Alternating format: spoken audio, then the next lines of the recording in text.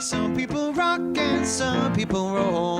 Some will make you giggle right down to your soul. She'll talk to the world and introduce them to you. And look at me now, I'm all Barbara and you. You gotta take a step inside the shoes of another. Get to know your neighbor, get to know one another. She'll talk to the world and introduce them to you. And look at me now, I'm all Barbara and you. Good evening and welcome to our program. I'm so glad you could join us tonight. I've interviewed people from the New Players Theater Guild many times, and they must just keep growing because I meet new people.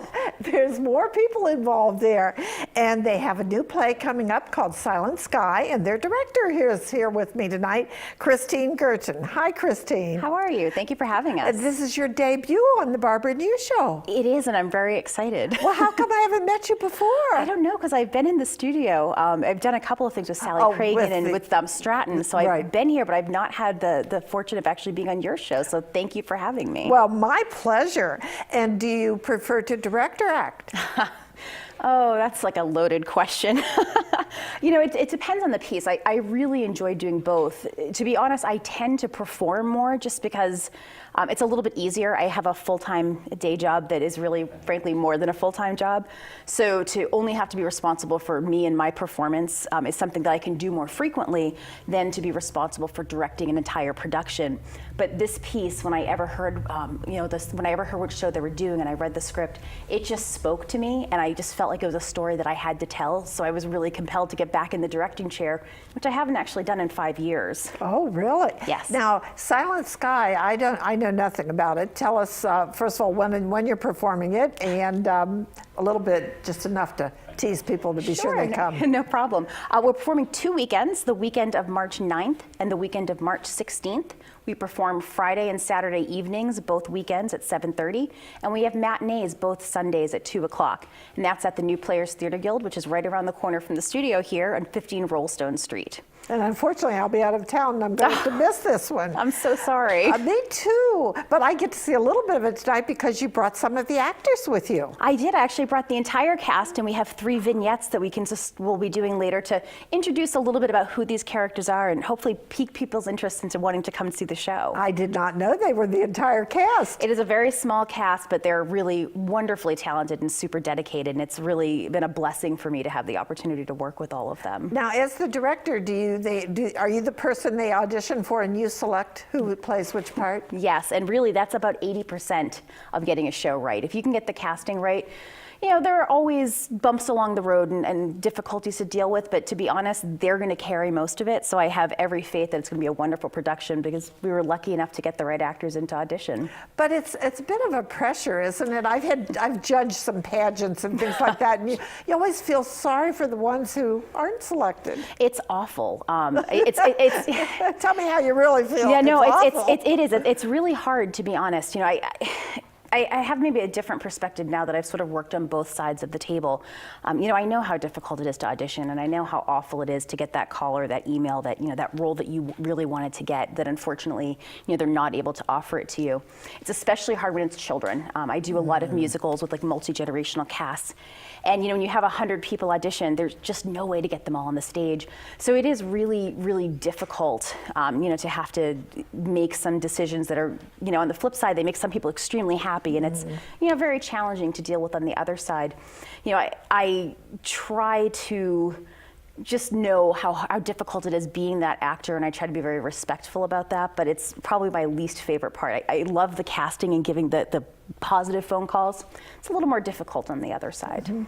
Now, Ted, before we go to our first vignette, tell me a little bit about the play without revealing too much. Sure. It's actually based on a true story of these women computers who were working at the Harvard Observatory in the late 1800s and early 1900s. The lead character, Henrietta Leavitt, is actually born and lived in Lancaster, Massachusetts for quite a while.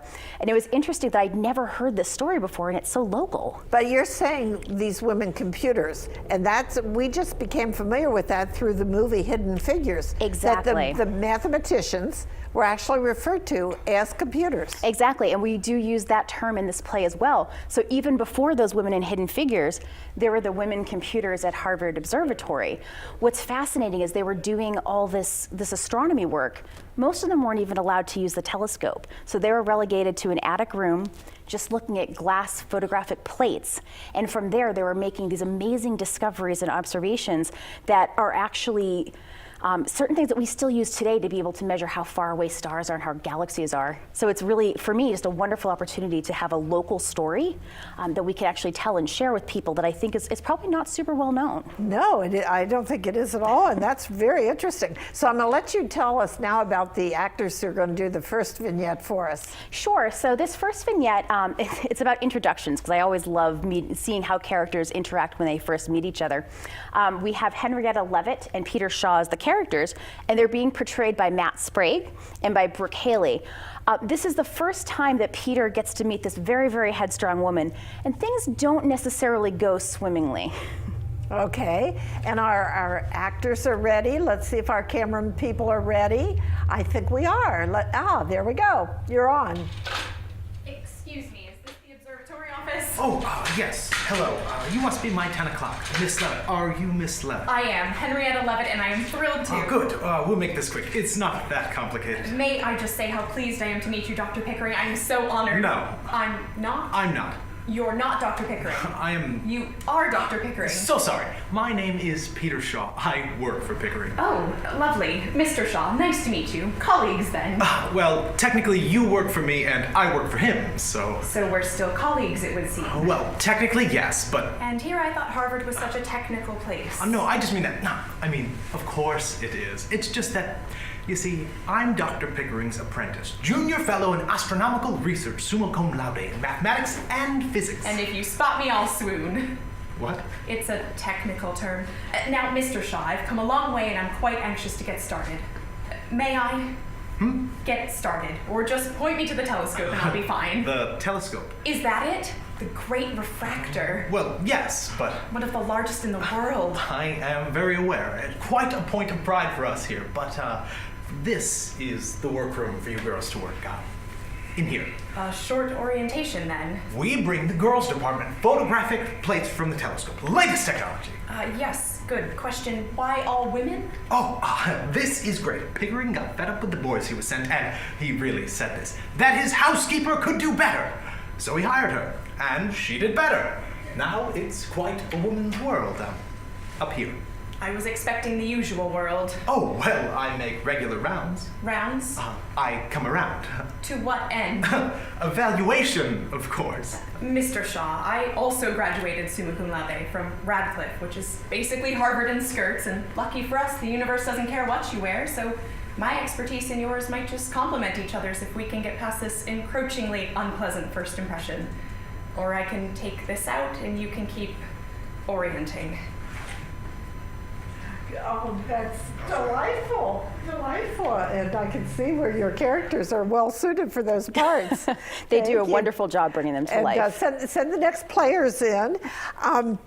Now, obviously, you're in rehearsals, so they're reading the lines mostly at this point. They're actually completely off book, but because we're doing little vignettes and it's we're starting and stopping in places that they're not used to, I just asked them to bring them here just to have them. Right, and it is a touching story, and I was very impressed with those two. Oh, and you mentioned Brooke is in each of the vignettes we're doing. She is. So Brooke plays Henrietta Leavitt, who is the main character in the play, and she is on stage for all but about 2 minutes of the entire play. Wow. So she is on all the time.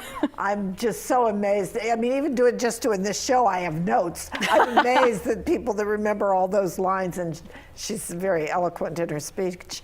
So tell us about this next vignette and the other two actors. Sure. So this is another introduction vignette. So this is after Henrietta has met Peter. She's actually meeting some of the other women computers. These are all people that are based on real life women. The other two characters are Annie Jump Cannon and Williamina Fleming. Will is played by Val Sholosky. And we have Liz Vestal Chirico. She got married, and I've been working with her for years, so sorry, Liz. Liz Chirico, who's playing Annie Jump Cannon. And this is actually their first introduction, and you will see right away that one of these women just falls in love with Henrietta, the other not so much. And we're going to see that in this little snippet. Absolutely. Okay, take it away, ladies. Welcome, Miss Levitt. Thank you. Hello. I was so excited to be here that I fear I might have scared him. Oh, that's easy to do. Wilhelmina Fleming, and I like you. Thank you. Annie Cannon, I haven't decided. Oh, Miss Cannon, I know I probably shouldn't have gone on like that with him. No, you shouldn't. And I'm sorry if I made a poor impression. Harvard Observatory is the pinnacle of the astronomical community. The academic world looks to us. To bookkeep the stars if you talk to Mr. Shaw. Which is why we try not to talk to Mr. Shaw. We are mapping the sky, Miss Levitt. If doing what has never been done before sounds unimportant to you, uninspired, I'd leave before you are asked. Otherwise, show some respect. Of course, and I would never. Respect is a quiet thing, Miss Levitt. Practice this. Yes, Miss Cannon. Practice now. Let me show you what we do here. Now, this is a photograph of the stars. It is the latest technology, and we chart every point of light on every one of them. Every single one. Every scattered sneeze of them. Will, don't be crude. Well, they look like ground pepper until you get the hang of it. Wilhelmina is our best photometer from whom you'll learn much if she doesn't get herself fired.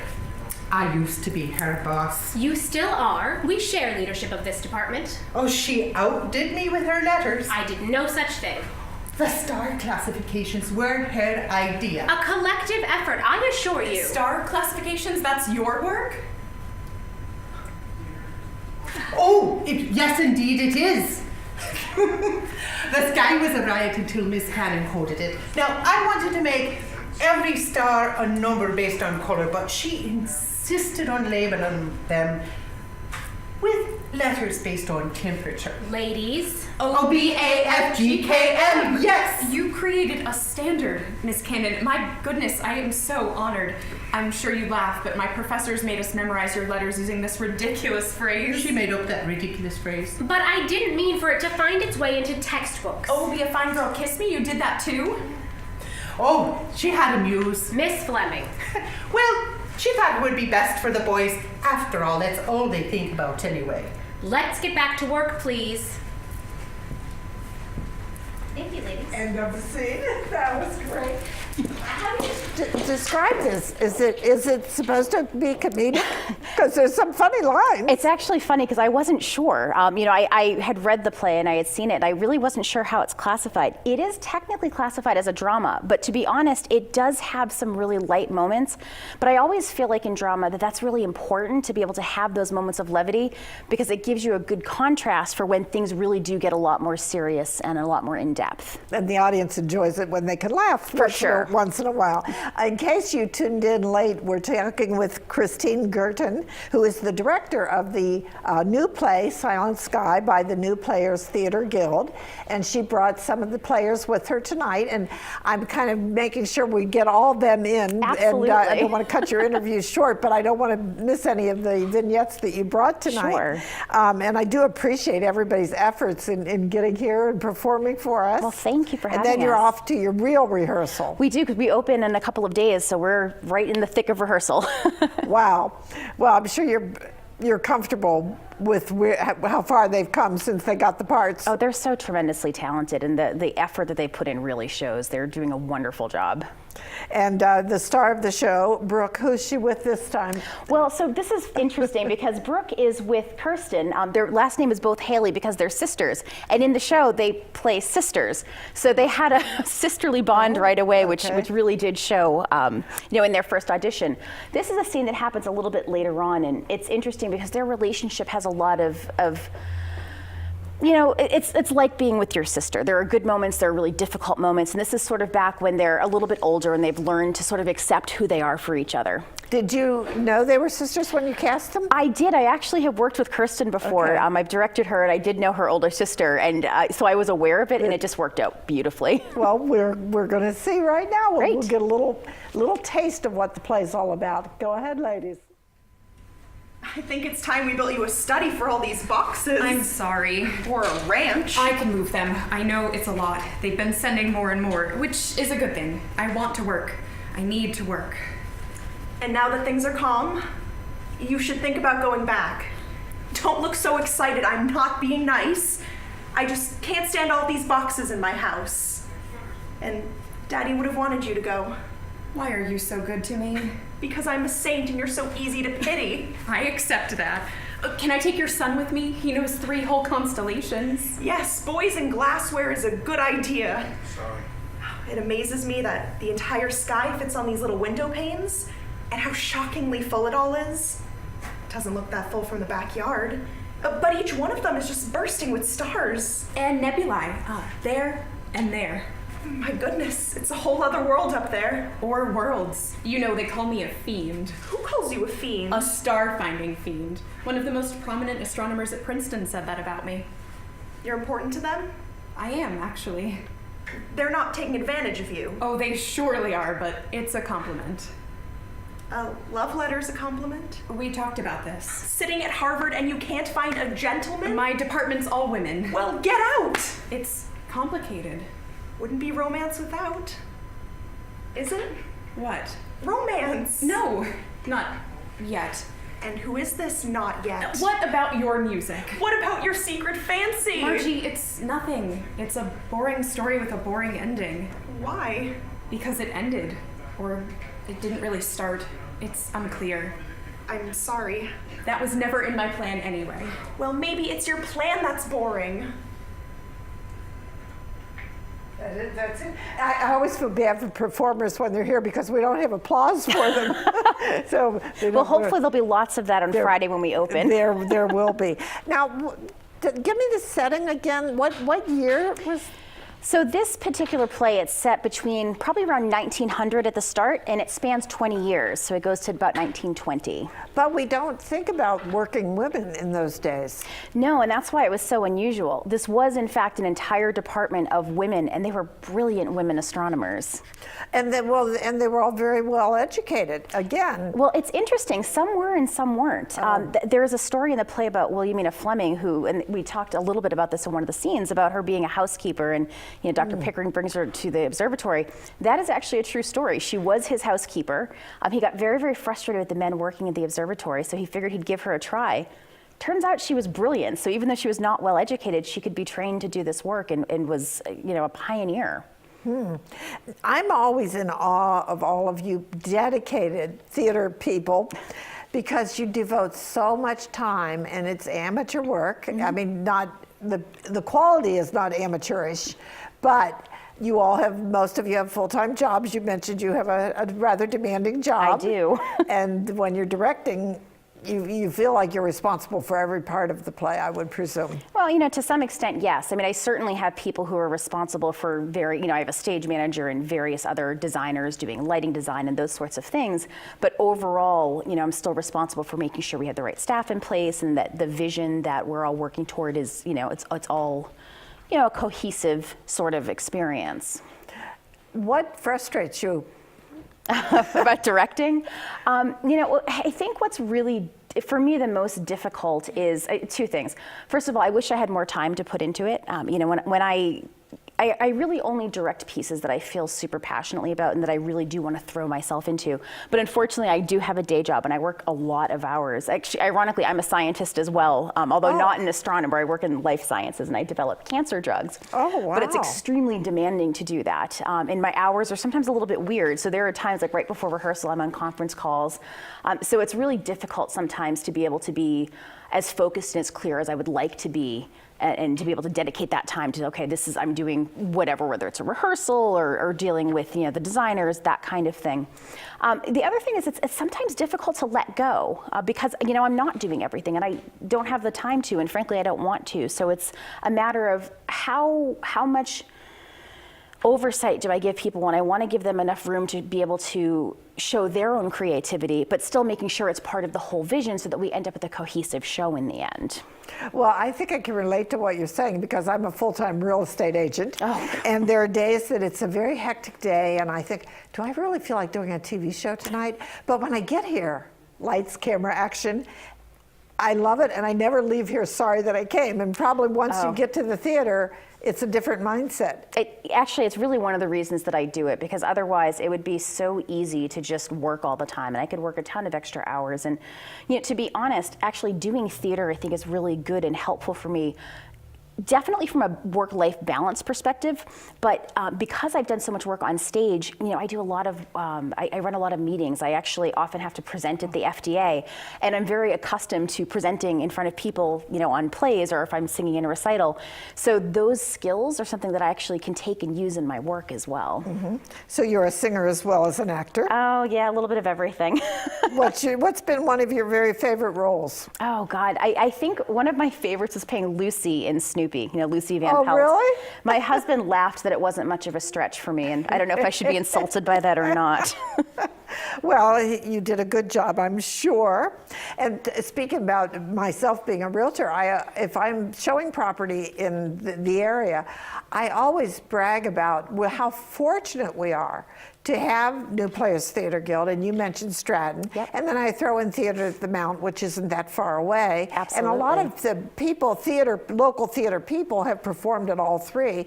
But I mean, the quality of the theater we get to see here in North Central Mass without trucking to Boston and paying an exorbitant figure to park the car and get home really late. It's just wonderful that this is available to us. Yeah, I mean, it's a wonderful thing to be part of and to have those opportunities as a performer, but you're right, as an audience member, there's tons of amazing theater that I get to see around here, and it's actually interesting how many professional careers have been launched out of community theaters in Central Massachusetts. The quality is that good, and there's really sometimes I think a blurred line between what's professional and what's amateur.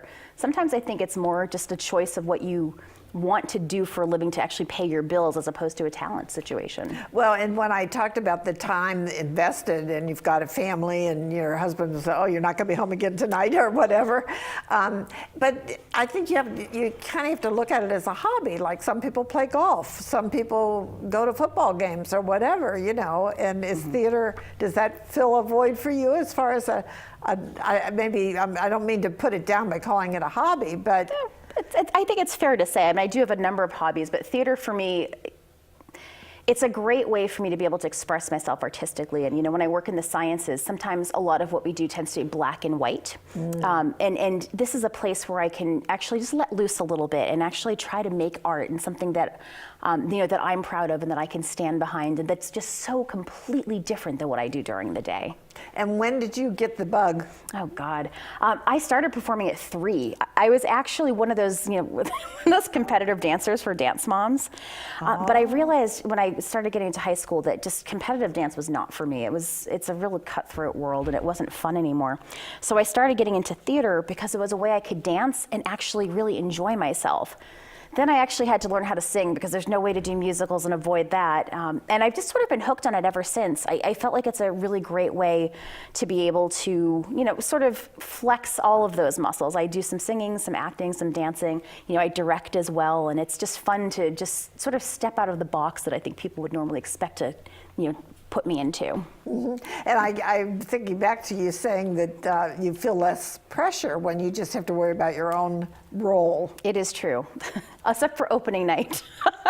Opening night when I'm on stage, that's another thing. As a director, by opening night, I hand the show off. I'm handing it off to it's now the stage manager's show, it's now the cast show, it's now the production team show. You've done all your work. That's it, I just sit back and watch, which is a little nerve-wracking in its own way, but it's also, I have trust in the people that, that we have assembled as part of the cast and crew, so it's bittersweet for sure.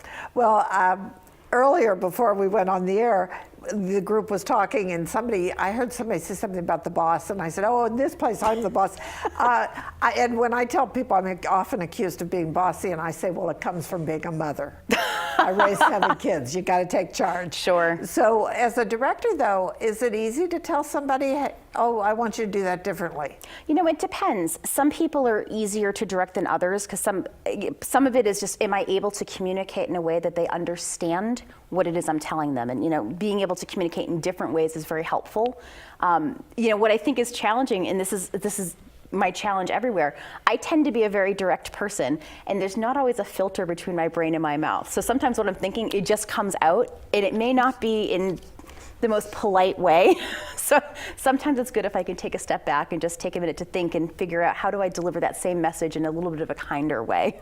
But aren't actors kind of conditioned that the director is the boss and you can't take it personally, you can't get offended? Oh, for sure, but we're all human beings too. So I know, again, from having been on the other side of the table, it can be difficult, especially sometimes if you don't necessarily understand what it is they're trying to get you to do.